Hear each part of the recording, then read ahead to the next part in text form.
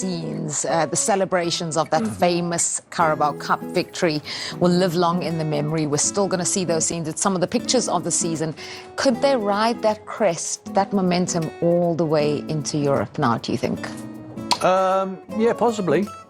Sometimes it's a case of after the Lord Mayor show, you know, and the season goes that way, but it hasn't looked like it. It looks like they're nice and sharp and ready to go. Looks like they're picking the minutes for Isak, who's obviously going to be the one who will take them over the line on the chase to Europe. So yeah, why not? You know, they're euphoric. You see the fans are up for it, certainly. Whenever they play at home, they'll be treated like kings there, and rightly so. You know, it's been such a long time. Manager's not well at the moment. I'm not sure that's going to make too much difference to him. You know, he's been in bed, ill at the moment, Eddie. So we wish him well. Hopefully it's nothing too serious. But Jason Tindall will be there, and he'll be barking out the orders for the guys. And yeah, you're right. I think the momentum might get them through, might get them over the line. But it's going to be tough, isn't it? You know, everyone's chasing that, but everyone's chasing the same goal at the moment. You know, it's all about the 4th and 5th place. Yeah, absolutely. Just thinking about what they've already achieved, it's already a memorable season. How much would it be the cherry on top to add Europe qualification to well, that as well? They almost had that 2 years ago when they got into the Champions League in top 4, to be fair, and just lost that final to Manchester United. So it's almost like kind of coming around again and having learned from that experience. And I think it's interesting with the kind of you're talking about after the Lord Mayor's show, because I wonder did circumstances help them there a little bit. I mean, obviously they were full value for the win over Liverpool, on the cusp of it, and as you were saying, have a favourable run. Manchester United, how far away are they next season from getting back among the elite?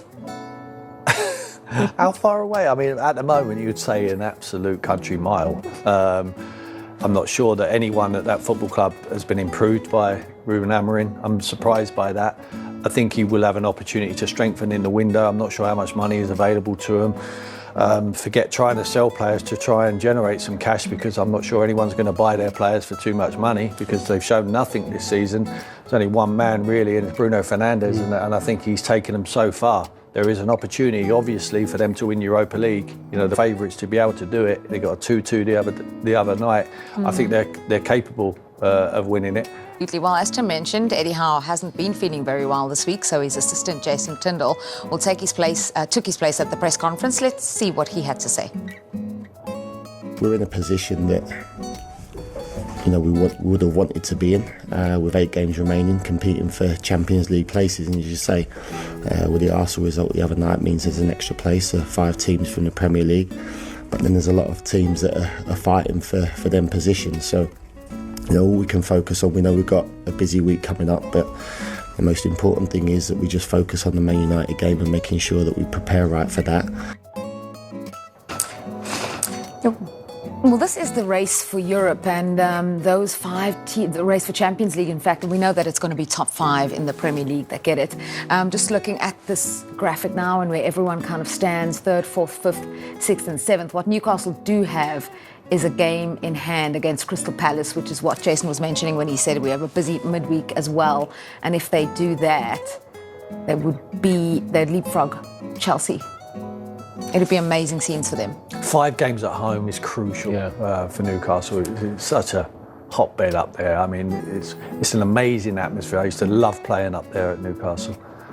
So that will give them the advantage. But it's so difficult to handpick the wins. You know, I look at Forest's run there. I think it looks very, very difficult for me.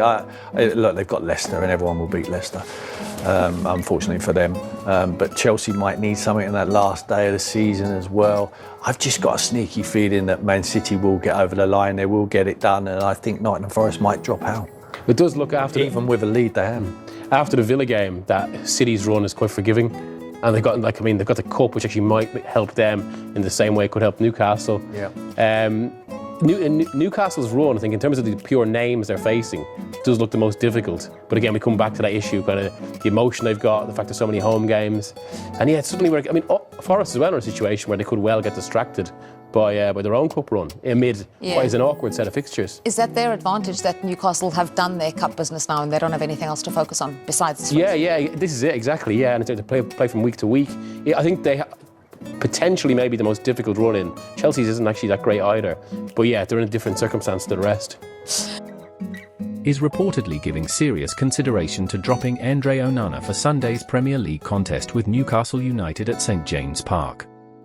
Onana made two big mistakes against Lyon in the Europa League on Thursday night, as the 20-time English champions were held to a 2-2 draw in the first leg of their quarter-final fixture in France. Amorim refused to criticise the Cameroonian following his latest disappointing showing, with the Man United boss insisting that he remains really confident in his number one goalkeeper. I don't know, that can happen. The best thing is to look at the goals and all the actions that Andre has had in the game and to talk with goalkeeper coaches Jorge Vital and Craig Mawson. This is the best way to help any player, to focus on the game, what happened, what we need to improve, and then put the player in again, Amorim told reporters.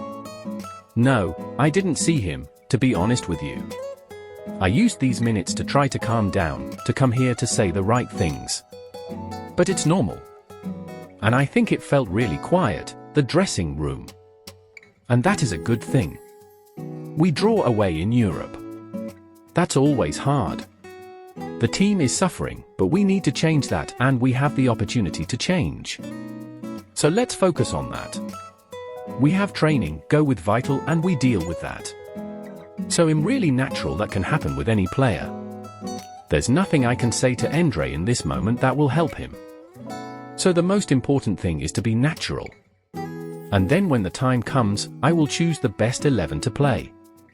But I'm really confident in Andre. However, according to the Daily Mail, Amorim is giving serious consideration to dropping Onana on Sunday, with number 2 Altay Bayindir in line for a spot between the sticks.